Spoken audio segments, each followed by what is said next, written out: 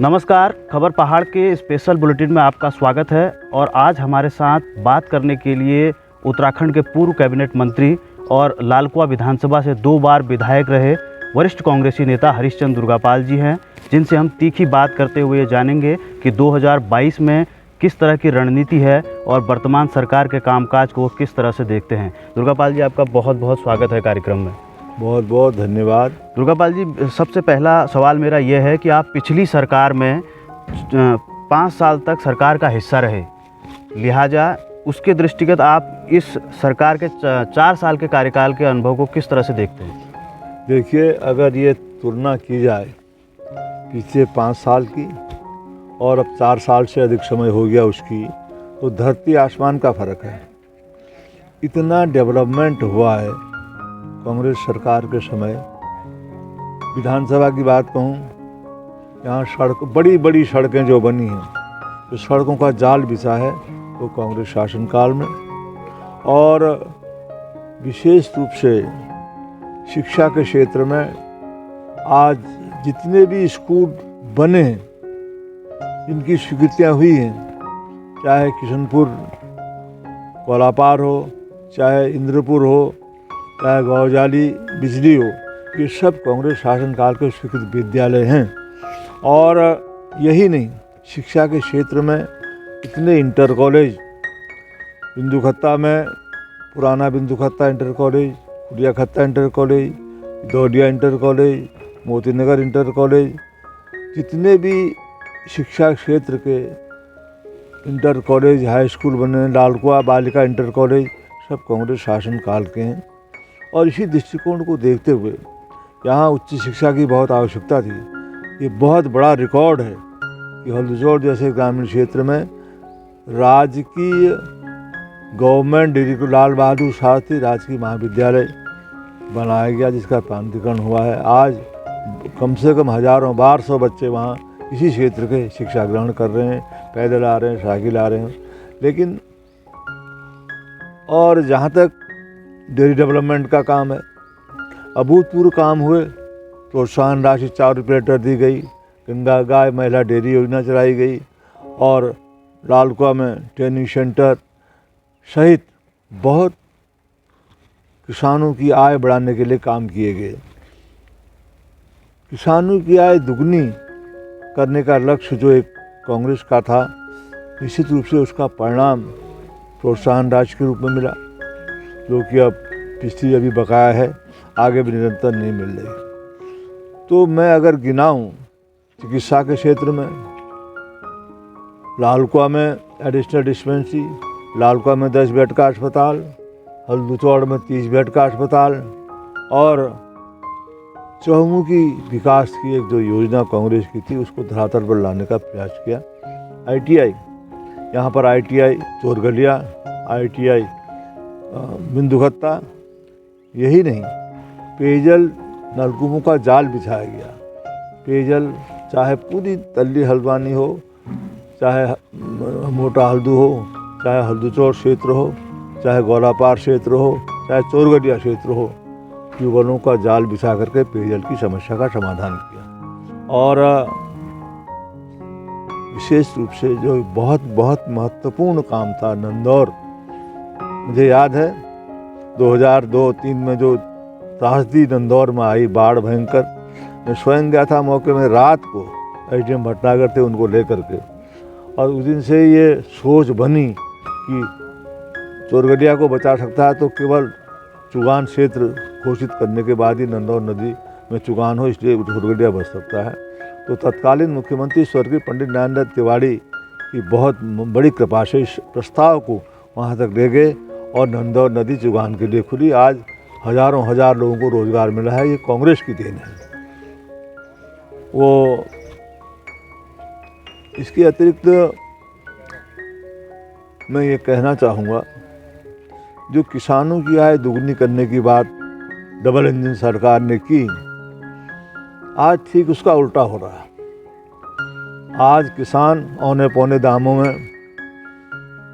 अपना धान बेच रहा है, अपनी मक्का बेच रहा है, MSP का कोई हिसाब नहीं। और यही नहीं, किसानों की स्थिति सबसे दयनीय। गन्ने के क्षेत्र में 2 महीने 3 महीने लगभग फैक्ट्री चालू हो गई, अभी गन्ना मूल्य तय नहीं है और केवल अभी तक 3 महीने के कार्यकाल में 1 दिसंबर तक का पेमेंट मिला है। तो कैसे किसानों की आय दुगनी हो रही है, समझ में नहीं आती। तो इसलिए खोखली बात है पिछली सरकार की, और निरंतर जो किसानों की स्थिति नीचे आ रही है वो उसका परिणाम आज सामने दिख रहा है। किसान आंदोलन इतना बड़ा भारी, पूरे देश का किसान आज दिल्ली के बॉर्डर पर एकत्र होकर के किसानों की समस्याओं के लिए लड़ रहा है।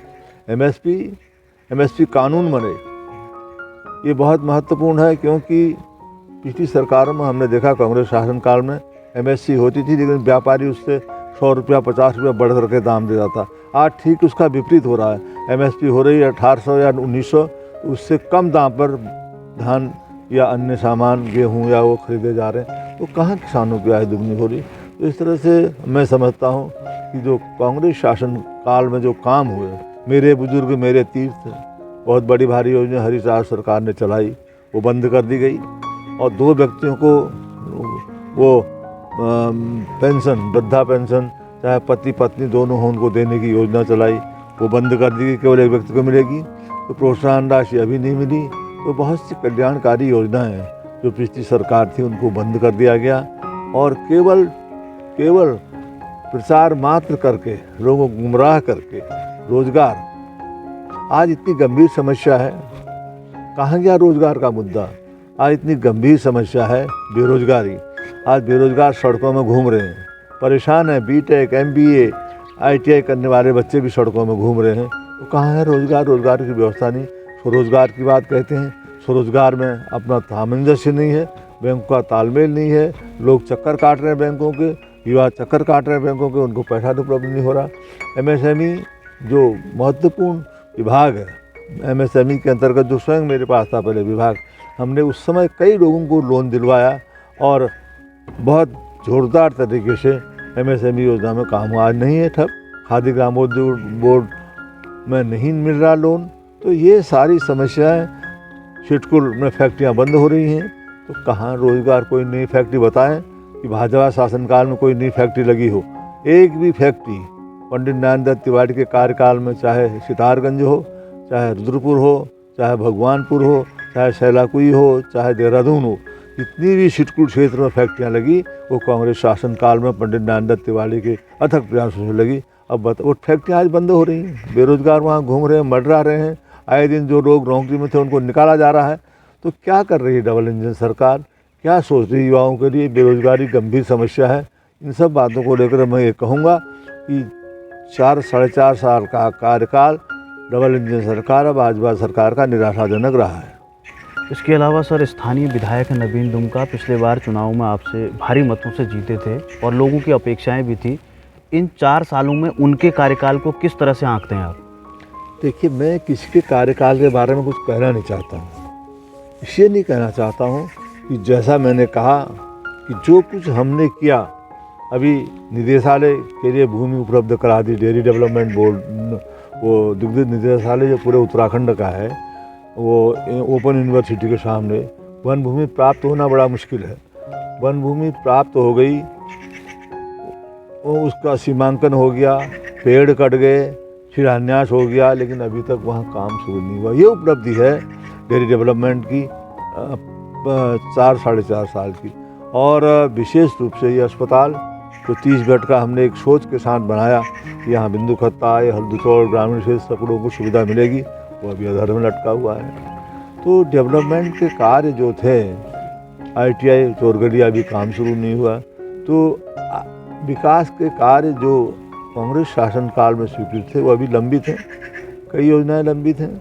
वीर चंद सिंह गढ़वाल, वो ये शहीद मोहननाथ गोस्वामी मिनी स्टेडियम जो बहुत महत्वपूर्ण था युवाओं के लिए, इसके लिए भूमि चयन कर दी गई थी, जॉइंट इंस्पेक्शन हो गया था और 17 करोड़ का प्रोजेक्ट उसका बन गया था, कोई काम नहीं। मतलब बिंदु खत्ता में आपके अस्पताल पशु चिकित्सालय हमने स्वीकृत किया, उस समय उसकी भूमि के बारे में, उसके भवन के बारे में कोई चिंता नहीं। जहाँ तक लालकुआ का विषय है, लालकुआ मालिकाना हक, जो कांग्रेस सरकार ने किया सर्किल रेट 2001 का, आज वो सर्किल रेट 2004 का है। तो वहाँ के लोगों में बड़ा निराशा का वातावरण है। अभी तक जिस प्रयास के साथ कांग्रेस ने मालिकाना हक देने का प्रयास किया, उस पर नकारात्मक परिणाम सामने आए हैं। तेंदुलखत्ता राजस्व गांव जो एक महत्वपूर्ण विषय इस विधानसभा क्षेत्र का है, चूँकि 2006 में 2002 में जब पानी मुख्यमंत्री उत्तर प्रदेश के मुख्यमंत्री थे, आज हमारे बीच में नहीं हैं, उनके प्रयासों से कई बैठकें हुई। नौप्रभात जी वन मंत्री थे, उनके साथ बैठक करने के बाद यह निर्णय लिया गया कि जितने भी इस तरह के खत्ते हैं उनका प्रस्ताव बना करके RS टोरिया स्वर्गीय आज हमारे बीच में नहीं है, भारत सरकार को भेजा जाए। लेकिन 2006 में प्रस्ताव टर्न डाउन हो गया और केवल उड़ीसा गवर्नमेंट के प्रस्ताव को स्वीकृत करके बस आके रिजेक्ट कर दिए। तो जब उसके बाद भी 2012 में फिर बीच में भी भाजपा सरकार आई, किसी ने सुध नहीं दी राजस्व गाँव की। तो जब 2012 में फिर मुझे काम करने का मौका मिला तो मैंने शुरुआत की, फिर कई बैठकें, महत्वपूर्ण बैठकें की उच्च अधिकारियों के साथ, देहरादून में की, हल्द्वानी में की, और इस प्रस्ताव को आगे बढ़ाने का उनका न्यायालय की राय को लेते हुए इसको आगे बढ़ाया जाए, ये सारे काम किए। लेकिन मैंने माननीय मुख्यमंत्री हरीश रावत जी से जब ये कहा कि साहब राजस्व गाँव का क्या होगा, तो उन्होंने कहा दुर्गापाल जी बनना संभव नहीं, इसलिए इसको नगर पालिका बना देते हैं। नगर पालिका बनने के बाद आज लोग कह रहे हैं नगर पालिका का ये क्या फ़ायदा होता। आज इतना बड़ा नुकसान तेंदुलखत्ता को हुआ है, जो एक प्रकार से उनको लोग संवैधानिक अधिकार मिलता। नगर पालिका का अपना ऑफिस होता, अपनी गाड़ी होती, अपनी व्यवस्था होती, और कम से कम 6 करोड़ रुपया साल का राज्य वित्त आयोग से मिलता, जो तब 30 करोड़ रुपया होता है, और अन्य सुविधाएं भी जो भारत सरकार से, राज्य सरकार से मिलती वो मिलती। तो उसको लोगों ने आंदोलन के रूप में परिवर्तित करके कि नगर पालिका वापस लो, भूख हड़ताल में बैठ के आंदोलन करने लगे। 3 साल तक लगातार मुर्दाबाद के नारे करने लगे। तो इस प्रकार नगर पालिका हटा करके तेंदुलखत्ता वालों के साथ बड़ा कुठाराघात किया और कहा कि हम राजस्व गाँव बनाएंगे। कहाँ बन रहा है राजस्व गाँव? कहीं कोई नज़र आ रहा है राजस्व गाँव बनने की स्थिति पैदा हो रही? कहीं नहीं। जब राजस्व गाँव के लिए सुप्रीम कोर्ट ने मना कर रखा है तो तुम क्या करोगे? सुप्रीम कोर्ट जाओगे क्या? तो ऐसी स्थिति है कि विकास कार्य जो कांग्रेस शासन काल में हुए थे उनको आगे नहीं बढ़ाया गया है, और निश्चित रूप से जनता में बड़ी निराशा है, और इसका जवाब 2022 में प्रदेश की इस विधानसभा की महाजनता देगी, ऐसा मेरा मानना है। इसके अलावा आपके कार्यकाल के दौरान अभूतपूर्व विकास की बात आपने कही, इसमें अंतर्राष्ट्रीय स्टेडियम, ISBT और जू, ये 3 बड़े महत्वपूर्ण प्रोजेक्ट थे और तीनों आपकी विधानसभा के थे उस वक्त। आज उनकी क्या स्थिति आपको लगती है इस डबल इंजन सरकार में? देखिए, अंतर्राष्ट्रीय जो स्टेडियम है आज वहाँ सब घास जम रही है, कोई सुध लेने वाला नहीं है। जू जिसका शिलान्यास उस समय कर दिया गया था, कोई दीवार बना करके वो छोड़ दिया गया। तो कितने फ़ायदे, कितना रोज़गार लोगों को मिलता है, इस दृष्टिकोण से ये काम वहाँ किए गए। अंतर्राज्यीय बस अड्डा, सब कुछ हो गया। तो उस अंतर्राज्यीय बस अड्डे को यहाँ बनाने की बात शुरू की गई है, लेकिन अभी तक मेरी जानकारी के हिसाब से फॉरेस्ट का क्लियरेंस नहीं है, और मुझे लग रहा है भाजपा शासनकाल में ये कुछ नहीं होगा। न अंतर्राज्यीय बस अड्डा बनेगा, न जू बनेगा, न अंतर्राष्ट्रीय स्टेडियम का काम पूरा होगा। जब सरकार आएगी कांग्रेस की तो निश्चित रूप से पुराने काम पूरे होंगे। इसके अलावा सर, अब बात करते हैं 2022 की, तो 2022 में कांग्रेस की, खासकर आपकी, किस तरह की रणनीति है, किन चीज़ों को लेकर लोगों के बीच में जाएंगे और क्या आपकी स्ट्रेटेजी बन रही है? देखिए, व्यक्तिगत जहाँ तक सवाल है रणनीति का, केवल एक ही रणनीति है, वो है विकास की। क्योंकि हमने, चाहे हम विधायक रहे हैं चाहे हम मंत्री रहे हैं, हमने विकास की धारा को हमेशा हमेशा अपने विधानसभा क्षेत्र में जोड़ा है। मैं धारी विधानसभा का विधायक भी रहा। मुझे याद है उस समय कि मैंने आज ये गोलापार में जो हमारा कौन सा गांव है, विजयपुर गांव की सड़क स्वीकृत कर दी। उसमें मार्किंग हो गया, PWD बनाने को तैयार हो गई, बजट भी हो गया, लेकिन कुछ लोगों के विरोध के बावजूद वो नहीं बन पाई। तो फिर पुनः जब सत्ता में आए तो विजयपुर और नकैल की सड़कों का शिलान्यास हुआ और उनमें कार्य जो उसके लिए भूमि पौड़ी में दी गई। इसका बहुत बड़ी बैठक सर्किट हाउस में करके प्रमुख सचिव फॉरेस्ट को बुला करके पौड़ी में भूमि का मिलना राजस्व गांव के लिए है, वो फॉरेस्ट के लिए डबल ज़मीन देनी पड़ती है राजस्व गांव को, राजस्व की वो तो देनी वो स्वीकृति मंजूर हो गई। यही नहीं, ये बाईपास से इंडियन ऑयल डिपो तक ये सड़क भी जिसका शिलान्यास हुआ है, इसके लिए भी भूमि का चयन कर दिया गया धारी ब्लॉक में, और तेजपुर नेगी मार्ग इसका भी चयन कर दिया गया। तो ये काम सब अभी तक सब ठंडे बस्ते में है, इनकी कोई प्रक्रिया नहीं है। शौचालय तो हमने भी बनाए, इसमें कोई बात नहीं है। हमने राजकीय ट्यूबवेल बनाए बिंदुखत्ता के लिए 3, सिंचाई के लिए एक बहुत नियमों से हट करके काम किया, तो आज उसका फ़ायदा किसानों को मिल रहा है। तो ये सारी बातें डेवलपमेंट की हैं, विकास की हैं और योजनाओं की हैं, गरीबों की मदद की हैं। हमने यथासंभव मुख्यमंत्री राहत का पैसा भी गरीबों को दिया। श्रम विभाग की कल्याणकारी योजनाएं, जब काम होता है तो गलतियां भी होती हैं, जब काम करोगे नहीं तो गलतियां कहाँ होंगी। हमने श्रम विभाग की कल्याणकारी योजनाओं को इम्प्लीमेंट किया। इससे पहले मैंने देखा, जब वहाँ फाइल देखी तो पिछले भाजपा शासनकाल में केवल एक व्यक्ति को लाभ मिला था। आज हमने अपने कार्यकाल में हजारों हजार व्यक्तियों को लाभ दिया पूरे उत्तराखंड में। यही नहीं कि लालकुआ विधानसभा में, पूरे उत्तराखंड में, चाहे देहरादून भी दिया, अल्मोड़ा भी दिया, जागेश्वर भी दिया, उधम सिंह नगर में भी दिया और यहाँ भी दिया, हल्द्वानी भी दिया, सब जगह दिया। लेकिन अपनी विधानसभा क्षेत्र को हमने ज़्यादा थोड़ी प्राथमिकता दी, इसलिए क्योंकि मैं यहाँ का विधायक था, मंत्री था। तो कितने काम हुए इससे, गरीबों को टूल किट मिले, साइकिलें मिली और छात्रवृत्ति मिली, विवाह के लिए पैसा मिला, मरणोपरांत पैसा मिला। ये सारी योजनाओं को उनमें ऐड किया गया। श्रम विभाग की जो कर्मकार, ये हमारा बोर्ड है, उसमें ये योजनाओं को ऐड किया गया। आज देख रहे हैं आप, आज ही अखबार में छपा है, हम जांच करवाएंगे 3 साल के कामों की।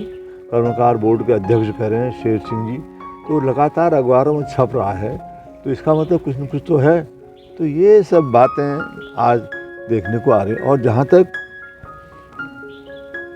तक भ्रष्टाचार का विषय है, आज अखबारों में छप रहा है बड़े बड़े अक्षरों के साथ कि रजिस्ट्री ऑफिस में बिना पैसे दिए काम नहीं होता, फलां जगह बिना पैसे दिए काम नहीं होता, बिना पैसे दिए ये योजना स्वीकृत नहीं होती। ये मैं नहीं कह रहा हूँ, ये अखबार कह रहे हैं। तो ये मतलब भ्रष्टाचार को महत्व देता है, पुलिस प्रशासन की बात है। अभी घटना घटी, बिल्कुल इसी को लेकर मेरा सवाल है कि हाल ही में आपके 3 पदाधिकारियों के ऊपर मुकदमे हुए और वो जेल गए। हालांकि जो सत्ता पक्ष है उनका कहना है कि ये पूरी तरह से एक आपराधिक मामला है और उसमें उनका किसी तरह का कोई रोल नहीं है। तो इस विषय में आपका क्या कहना है कि जो 3 लोग आपके जो है गिरफ्तार होकर जेल हुए, आपने प्रोटेस्ट किया और आप कई लोगों पर मुकदमे भी दर्ज हुए? देखिए,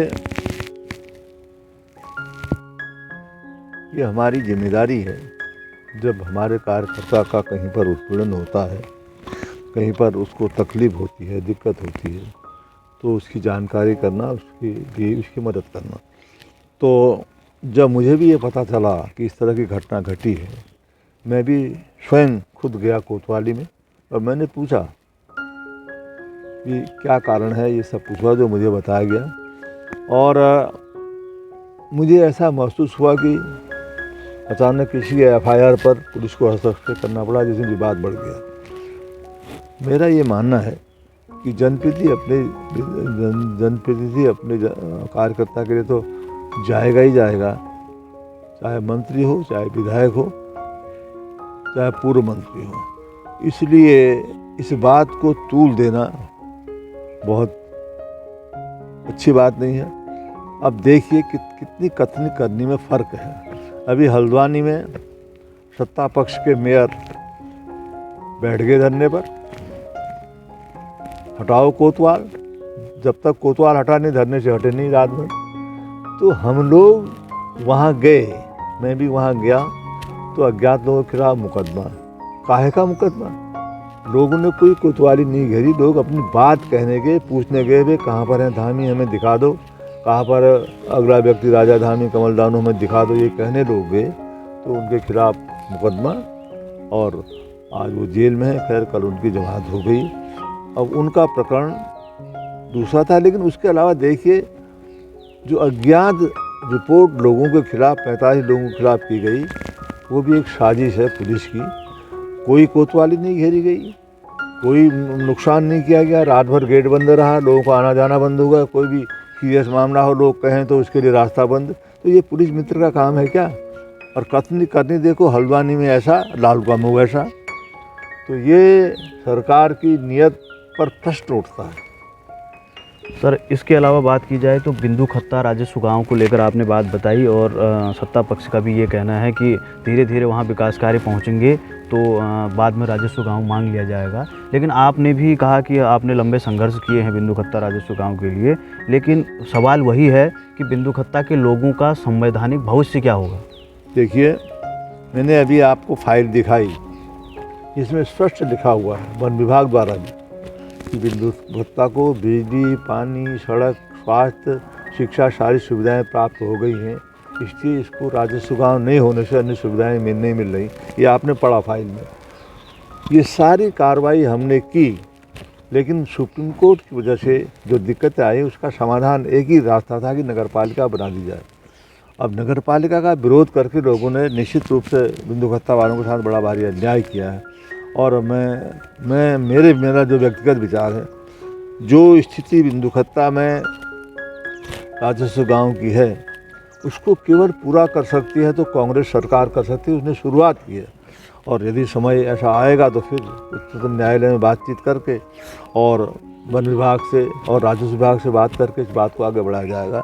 निश्चित रूप से बिंदु खत्ता को मालिकाना हक मिलना चाहिए।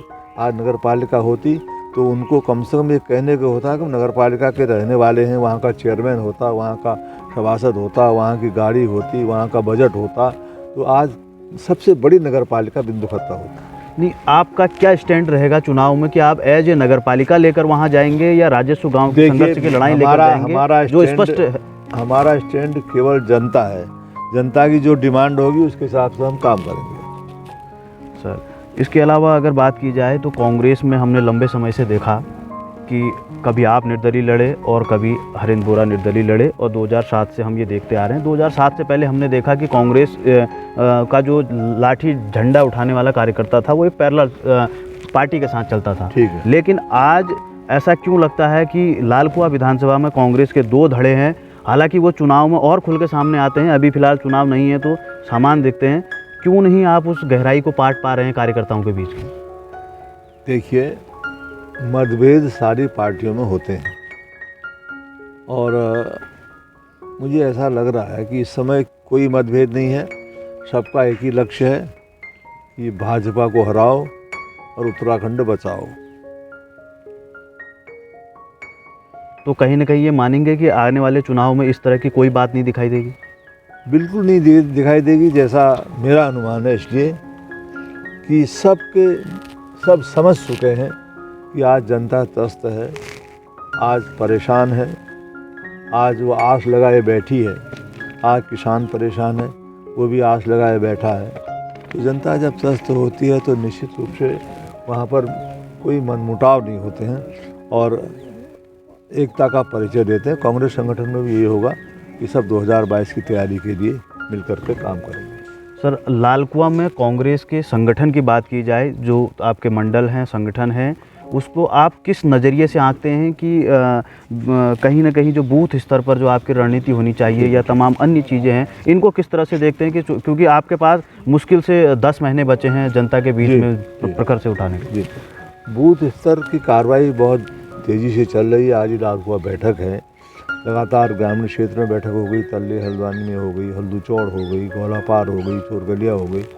तो लगातार बूथ कमेटियां गठित करने के बारे में बैठक हो रही है और उनके साथ युवा शक्ति को जोड़ने की भी कार्रवाई चल रही है। और मुझे लग रहा है कि जो हमारे वर्तमान में प्रभारी देवेंद्र यादव जी हैं, उनके भी अथक प्रयासों से और उन्होंने जो जिस सिस्टम को डेवलप किया उसका लाभ कांग्रेस को मिलेगा, ऐसा मेरा मानना है। और कोई मतभेद नहीं होंगे, ऐसी मेरी सोच। सर, 2017 के विधानसभा चुनाव में आपके खिलाफ निर्दलीय चुनाव लड़े हरेंद्र बोरा और आपकी पार्टी में आप पूरी तरह शामिल हो गए हैं, उनकी वापसी हो गई है। तो अब क्या लगता है आपको, आप उनको एज ए सहयोगी के रूप में लेते हैं या अभी भी प्रतिद्वंदी के रूप में देखते हैं उनको? देखो, प्रतिद्वंदी का विषय नहीं है, अब तो सहयोगी हैं। प्रतिद्वंदी का विषय खत्म हो गया, उसमें चुनाव का था, चुनाव के बीच में वो चुनाव लड़े हैं तो प्रतिद्वंदी थे, लेकिन अब कोई प्रतिद्वंदी नहीं है। सर, इसके अलावा 2022 में आम आदमी पार्टी ने खासकर दस्तक दी है प्रत्येक विधानसभाओं में और वो चुनाव लड़ेगी। आपको क्या लगता है कि वो किस तरह का नुकसान या डैमेज कर सकती है या कम वोटों का फ़र्क डाल सकती है? उनका क्या रहेगा और आपकी रणनीति क्या रहेगी? देखिए, आम आदमी पार्टी का जो विषय है इसलिए भिन्न है कि दिल्ली की स्थिति दूसरी है, यहाँ की दूसरी है। यहाँ की भौगोलिक परिस्थिति भिन्न है, यहाँ पहाड़ भी हैं, यहाँ तराई भी है, यहाँ भाबर भी है, यहाँ नदियाँ भी हैं, यहाँ झील भी हैं, यहाँ जंगल भी हैं। यहाँ का डेवलपमेंट जो है पर्यटन के दृष्टिकोण से बहुत ज़्यादा हो सकता है। दिल्ली की आबादी घनी है, तो वहाँ पूरे देश का आदमी है, विदेश का आदमी है, तो वहाँ की परिस्थिति और यहाँ की परिस्थिति भिन्न है। मुझे लग रहा है कि वो बहुत ज़्यादा कोई नुकसान आपके द्वारा नहीं किया जाएगा, नहीं होगा। लेकिन लोकतंत्र में सबको अपना अधिकार है खड़े होने का, पार्टी को उसके अंदर तो अपनी तैयारी करें तो उनका विषय है। सर, इसके अलावा हाल ही में जिला पंचायत चुनाव हुए। हाँ, जिला पंचायत चुनाव हुए और जिला पंचायत चुनाव में आपके दोनों कैंडिडेट हार गए, सत्ता पक्ष के भी दोनों कैंडिडेट हार गए। सत्ता पक्ष का हम ये मान सकते हैं कि उनकी एंटी इनकम्बेंसी रही होगी, लेकिन क्या विपक्ष में रहते हुए भी आपके दोनों कैंडिडेट हार गए, ऐसा क्यों हुआ? देखिए, दो कैंडिडेट थे, एक तो कुंवरपुर गोलाबार चोरगलिया, वहाँ तो बहुत कम वोट से हार हुई है और यहाँ भी मार्जिन ज़्यादा रहा। यहाँ निर्दलीय के रूप में मोहन मिश्र जी जीत गए। तो ये थोड़ी समय पर तैयारी नहीं हुई, ऐसा मेरा मानना है, इसका नुकसान हुआ है। इसलिए तैयारी, किसी भी काम के लिए तैयारी पहले से होना बहुत ज़रूरी है। अचानक रैंडम कुछ कर दिया जाए, या तो ऐसा करिश्माई व्यक्ति हो कोई जो उसका लाभ ले सके, लेकिन अगर पहले प्रारंभिक तैयारियां नहीं होंगी तो उसका नुकसान उठाना पड़ता है, तो वही नुकसान कांग्रेस को हुआ। सर, इसके अलावा लाल कुआं की बात की जाए तो लाल कुआं में मालिकाना हक का एक प्रबल मुद्दा रहा। आपकी सरकार ने जिस रियायत के साथ जो जियो जारी किया था उसे इस सरकार ने 3 साल तक आगे बढ़ाया और उसके बाद बदल दिया। तो अब आपको क्या लगता है कि जिस तरह से सीमा विस्तार और मालिकाना हक, ये दो अलग अलग इशू हैं लेकिन एक क्षेत्र के हैं, लाल कुआं इस विधानसभा का नाम जुड़ा हुआ है, महत्वपूर्ण शहर है, उसको लेके आप लोगों की क्या स्ट्रेटेजी है? जनता के बीच में किस तरह जाएंगे और इस सरकार का एक्शन किस तरह से देखते हैं जो इन्होंने? देखिए, लाल कुआं कुआओं का प्रवेश द्वार है। लाल कुआं के समग्र विकास के लिए कांग्रेस ने काम किया, चाहे बिजली घर हो, चाहे स्वास्थ्य सेवाएं हो, चाहे डेयरी डेवलपमेंट का हो, चाहे शिक्षा के क्षेत्र में बालिका इंटर कॉलेज हो, और चाहे बिजली के क्षेत्र में बड़े बड़े ट्रांसफार्मर, बिजली की लाइन का वहाँ इच्छा से यहाँ तक अलग से उसको जोड़ना, ये सारे काम कांग्रेस ने किए। इसलिए कांग्रेस ये मानती है कि लाल कुआं कुआं का प्रवेश द्वार है। तो लाल कुआं निवासियों का जो वर्षों से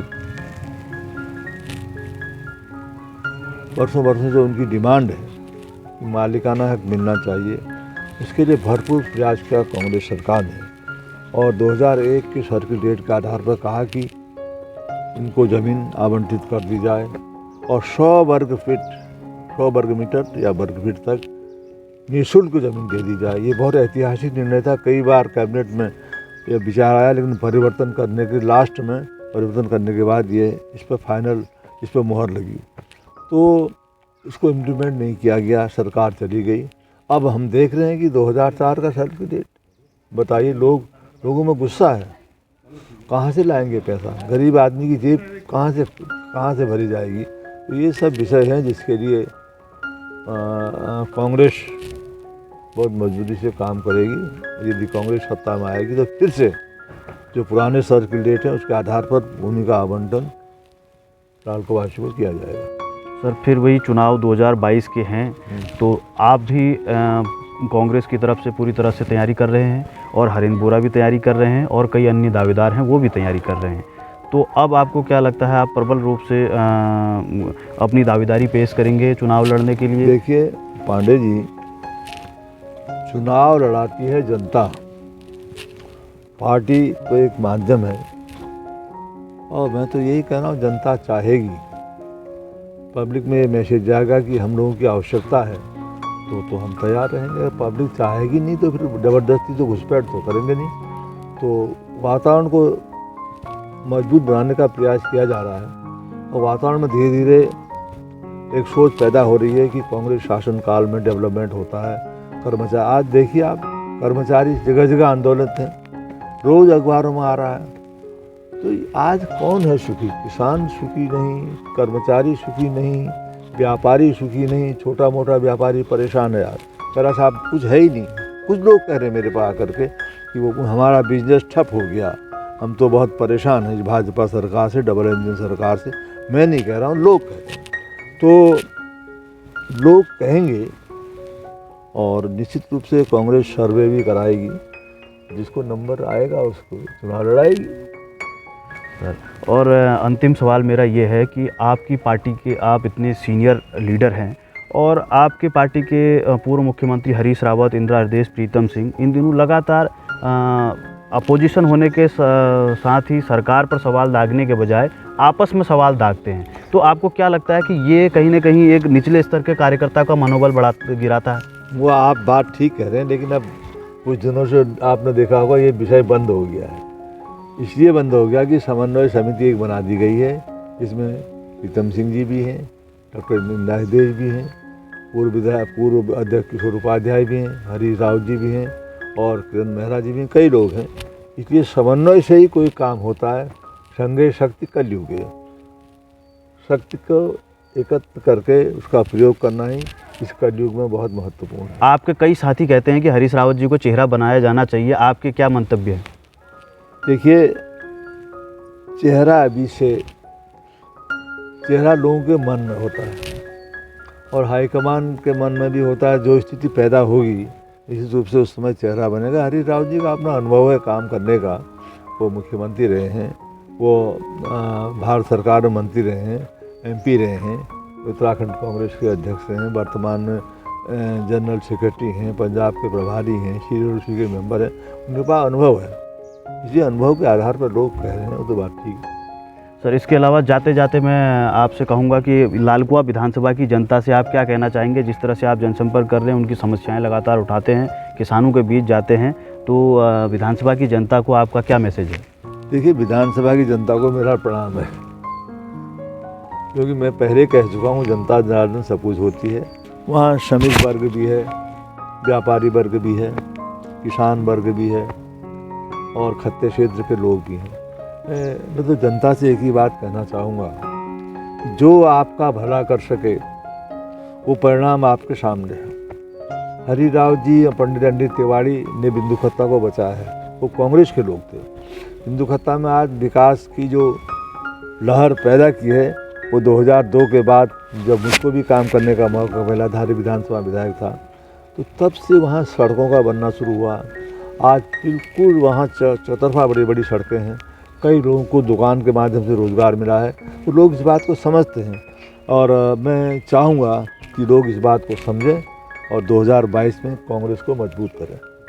तो हमसे बात करने के लिए बहुत बहुत धन्यवाद।